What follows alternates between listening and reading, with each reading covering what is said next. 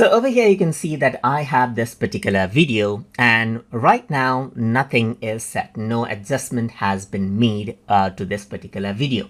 But if you want to change the look of the video, then you can actually go ahead and adjust the video settings. So to do that, you need to go around over here onto Tools, then go around over here onto Effects and Filters. Then what you can do is go to Video Effects and then go ahead and enable out image adjustment and sharpen right here. Once you do that, a subtle change is seen, but you can go ahead and change hue color. You can change around the brightness of the video, as you can see, and even choose the brightness threshold as well to see maximum level of brightness. You can change the contrast, that is increase the difference between black and white, increase out the saturation to change up the color level, and change up the gamma as well. Apart from that, you can also change around the sharpness of the video, change around the banding removal if you want to, and even go ahead and add in some film grains for some interest.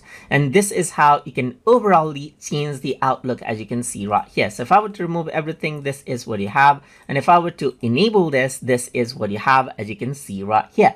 And that is how you can go ahead and adjust out the video settings as you need inside a VLC Media Player. So I hope you guys learned something as always.